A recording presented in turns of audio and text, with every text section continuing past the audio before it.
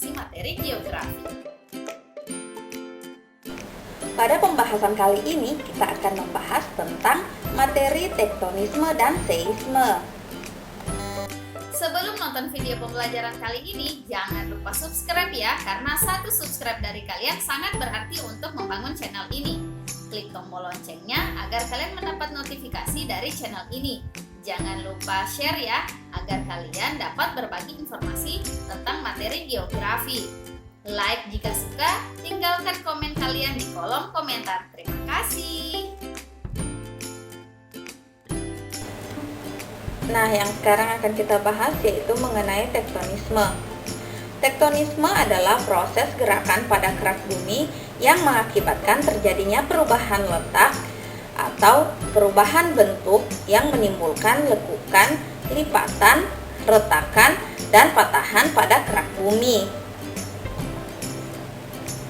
Kerak bumi memiliki ketebalan yang relatif tipis jika dibandingkan dengan lapisan lainnya, sehingga mudah pecah menjadi potongan-potongan kerak bumi yang tidak beraturan yang disebut lempeng tektonik. Gerakan tektonik adalah pergerakan lempeng-lempeng tektonik dari kulit bumi secara horizontal dan vertikal karena pengaruh arus konveksi dari lapisan di bawahnya.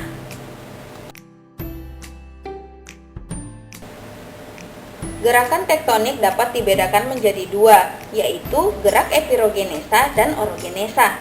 Yang pertama yang akan kita bahas tentang gerak epirogenesa. Gerak epirogenesa merupakan proses perubahan bentuk daratan yang disebabkan oleh tenaga lambat dari dalam bumi, baik dengan arah vertikal ke atas maupun ke bawah, berlangsung dalam waktu yang lama dan meliputi daerah yang luas. Gerak epirogenesa itu sendiri dibedakan menjadi dua. Yang pertama adalah epirogenesa negatif, merupakan gerak naiknya daratan sehingga permukaan air laut seakan-akan turun. Dengan demikian, daratan menjadi semakin luas.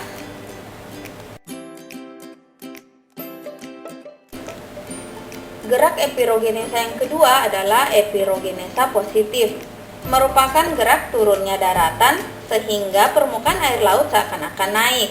Akibatnya sebagian daratan tergenang air sehingga kelihatan semakin menyempit. Gerak tektonik yang kedua adalah gerak orogenesa, merupakan gerak-gerak bumi dengan arah vertikal maupun horizontal dengan waktu yang relatif cepat dan meliputi wilayah yang sempit. Tekanan vertikal dan horizontal serta tarikan pada kerak bumi menyebabkan terjadinya dislokasi atau berpindahnya lapisan kulit bumi yang menghasilkan lipatan dan patahan.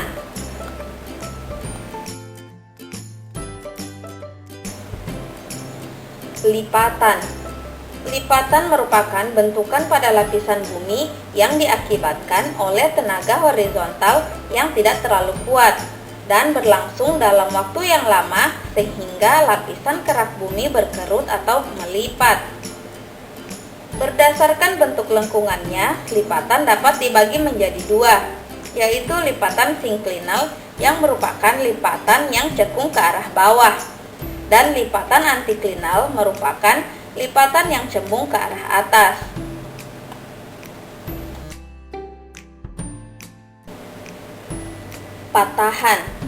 Patahan merupakan bentukan pada lapisan bumi yang diakibatkan oleh tekanan horizontal dan tekanan vertikal, sehingga lapisan kerak bumi menjadi patah dan retak. Berdasarkan arah pergeserannya, sesar dapat dibedakan menjadi sesar turun, sesar naik, dan sesar mendatar.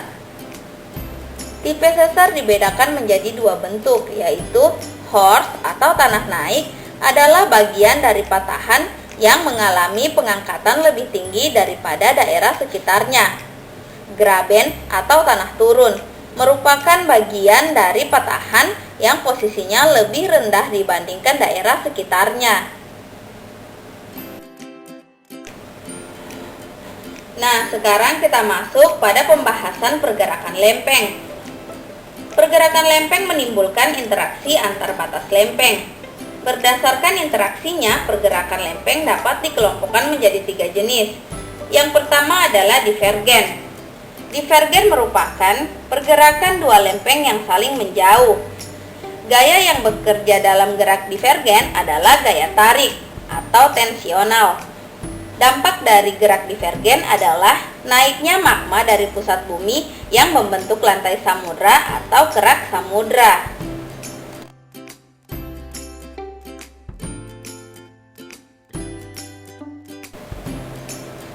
Pergerakan lempeng yang kedua adalah konvergen.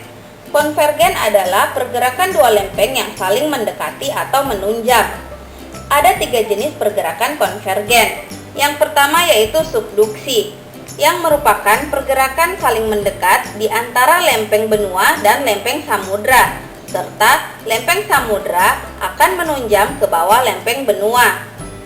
Yang kedua adalah obduksi, merupakan pergerakan antara lempeng benua dan lempeng samudra, serta lempeng benua menunjang ke bawah kerak samudra.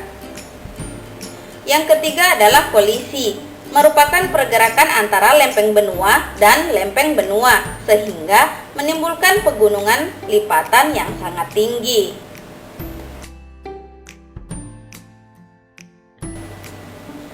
Pergerakan lempeng yang ketiga adalah transform, merupakan pergerakan lempeng yang bergerak saling berpapasan.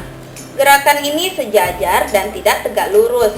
Gerak transform menghasilkan sesar mendatar. Contohnya, sesar Palu Koro yang ada di Sulawesi Tengah dan sesar San Andreas di Amerika Serikat.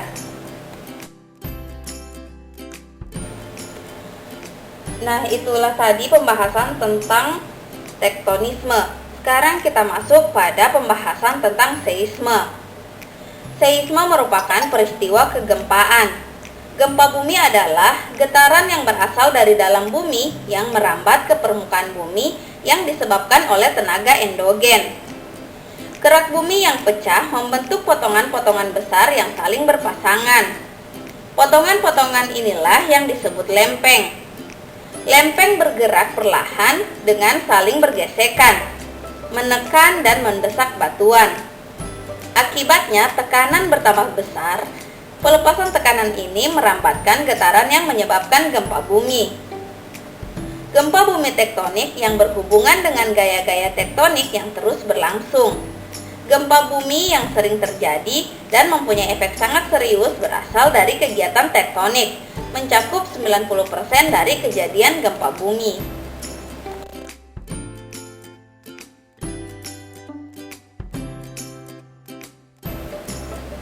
Jenis gempa bumi.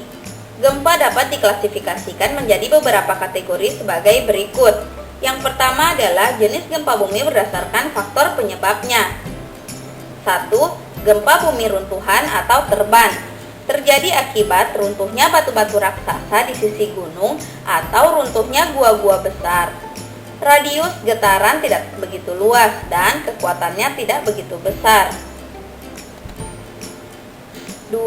Gempa bumi vulkanik. Terjadi akibat aktivitas kegunung apian.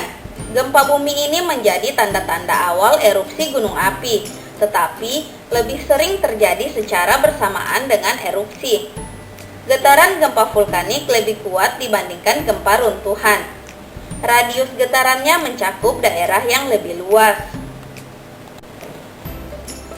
3. Gempa bumi tektonik. Terjadi akibat proses pergerakan tektonik lempeng berupa pergeseran lempeng-lempeng bumi. Gempa bumi ini memiliki kekuatan yang sangat besar dan meliputi daerah yang sangat luas. Jenis gempa yang kedua adalah jenis gempa bumi berdasarkan kedalamannya. Gempa berdasarkan kedalamannya ditentukan berdasarkan hiposentrum dan epicentrum. Hiposentrum adalah pusat titik gempa atau titik awal gempa yang ada di bawah permukaan bumi. Sedangkan epicentrum adalah titik gelombang hasil getaran hiposentrum yang mencapai ke permukaan bumi.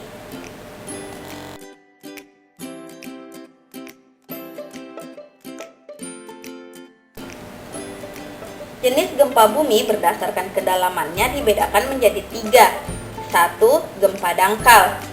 merupakan gempa dengan kedalaman hiposentrum kurang dari 100 km di bawah permukaan bumi.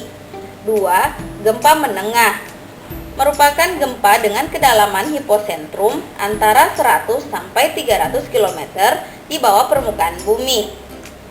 3. Gempa dalam merupakan gempa dengan kedalaman hiposentrum antara 300 sampai 700 km di bawah permukaan bumi. Jenis gempa bumi yang ketiga yaitu berdasarkan intensitasnya, terbagi menjadi 2. 1. Makroseisme merupakan gempa yang intensitasnya besar dan dapat dirasakan dan diketahui tanpa menggunakan alat atau seismograf. 2. Mikroseisme merupakan gempa yang intensitasnya kecil dan hanya diketahui menggunakan alat perekam atau seismograf.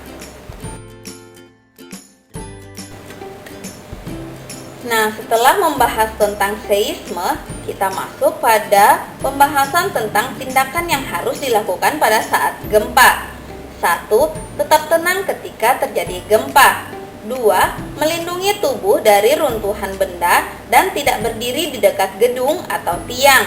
3. Jika berada di dalam gedung, segera mencari perlindungan dengan bersembunyi di bawah meja yang kokoh. 4. Jika berada di daerah pesisir, segera menjauh dari pantai menuju dataran yang lebih tinggi. Nah, itulah pembahasan kita kali ini. Semoga bermanfaat ya. Sampai ketemu di video selanjutnya. Bye-bye.